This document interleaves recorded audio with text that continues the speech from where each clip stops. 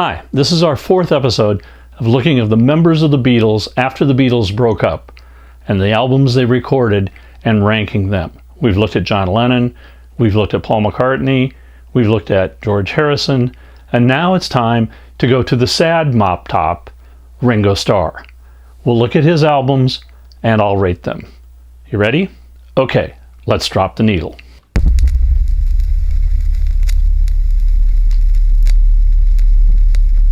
After the breakup of the Beatles, Ringo has certainly been busy. He's released 20 studio albums, 2 compilations, and 9 live recordings with his all-star band. But let's be honest, a lot of those records didn't chart and probably are largely unheard. So I'm going to pick 10 records from Ringo's solo career and rank them. In 1970, as the Beatles were imploding, Ringo decided to set out and make his solo album just as John and George had done. But Ringo's was an odd one. It certainly wasn't a rock and roll record. Ringo released an album of old standards that he said his mother liked, called Sentimental Journey. George Martin to produce it and had the odd thought that each track would be produced by a different artist. They included, of course, George Martin, Paul McCartney, Quincy Jones, Richard Perry, Klaus Voormann, and even Maurice Gibb of the Bee Gees. Ringo's mom was probably the biggest fan of this album, which included songs like Night and Day, Bye Bye Blackbird, the title track Sentimental Journey, Love is a Many Splendored Thing, and Have I Told You Lately That I Love You. It was a Ringo album, so like a lot of Beatle fans, I bought it, but I was definitely very confused by it. It didn't sell well, but because it was Ringo, it did chart at number 22. George Harrison said, "It's really nice." And John Lennon said he was embarrassed by it. For his second album, Ringo took off to Nashville. He was always enamored by country music and got the legendary Pete Drake to produce an album for him. The album's entitled Buku of Blues, and it was recorded over a 3-day session. The title song was released as a single in the US. Unfortunately, this album did worse than Sentimental Journey. It did not chart in the UK and only hit number 65 in the States. John Lennon said, "It's a good record, and I don't feel nearly as embarrassed about it as I did his first one." But then in 1973, with producer Richard Perry, Ringo hits one out of the park with an album simply titled Ringo. This is a killer album. It's the only album that all 4 Beatles worked on between the breakup of the band and John's murder. Just look at these songs. I'm the Greatest, written by Lennon specifically for Ringo. And George, John, and Ringo all play together on this opening song. Photograph, a big hit, was written by George and Ringo together. Sunshine Life for Me, Sail Away Raymond, written by George.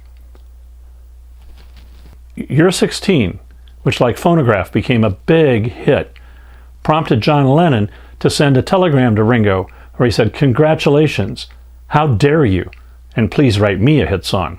Oh My, another big hit for Ringo, and 6 O'Clock, written and performed by Paul and Linda McCartney.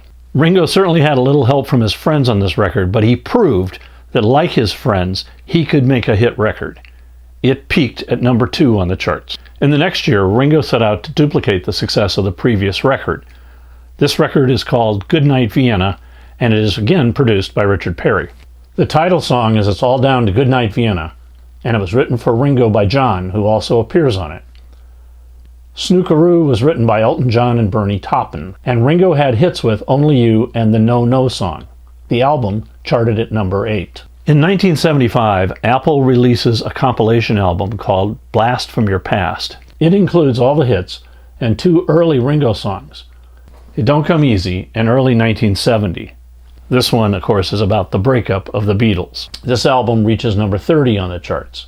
Ringo's Photograph is his 5th studio album, and again he sticks to a familiar formula. Invite your friends to write songs and to play on your record. This time his friends include the other 3 ex-Beatles, Eric Clapton, Harry Nilsson, Peter Frampton, and Dr. John. Standouts are the old Bruce Channel hit, Hey Baby, Pure Gold, written by and featuring Paul McCartney, Cookin' in the Kitchen of Love, written by and featuring John Lennon, I'll Still Love You, written by and featuring George Harrison, and This Be Called a Song, written by and featuring Eric Clapton. Again, an impressive amount of friends playing on the album, but it did not sell. It didn't chart in the UK and only reached number 28 in the US.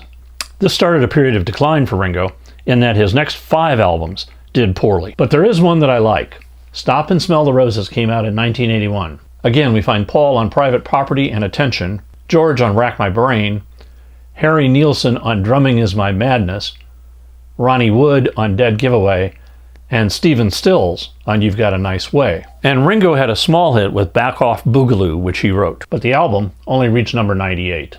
It takes until 1998, 17 years later, for Ringo to have an album in the charts. And that album is Vertical Man.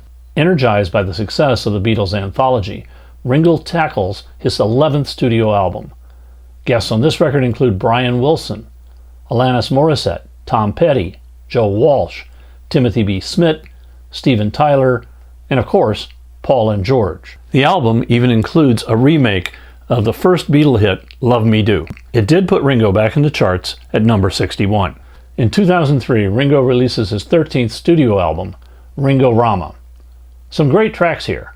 Eye to Eye, Memphis in Your Mind, Never Without You, About George, who had just passed away, I Think, Therefore I Rock and Roll, and Elizabeth Reigns, which is a put-down of England and the rule of Queen Elizabeth. And at the end of the song, Ringo says, "Well, there goes me knighthood." Fortunately, years later, the Queen forgave him and he became Sir Ringo. In 2010, Ringo brings out his 16th studio album, Why Not? This finds Ringo getting nostalgic about the Beatles. Paul plays and sings with him. John is mentioned in a song, and one song is called The Other Side of Liverpool.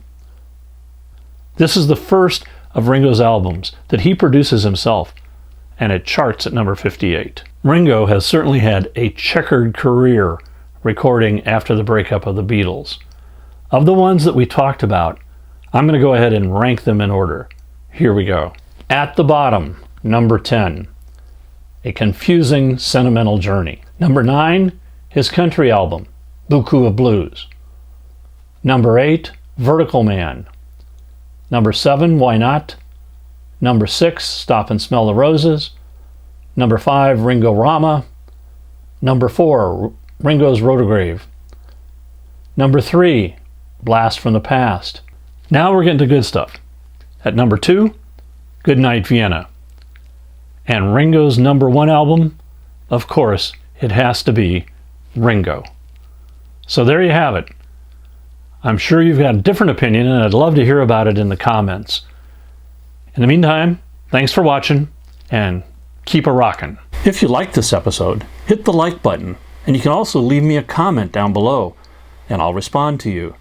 If you subscribe, we'll let you know when future episodes come out. Most of the albums that I talk about can be found at your local vinyl store or on eBay.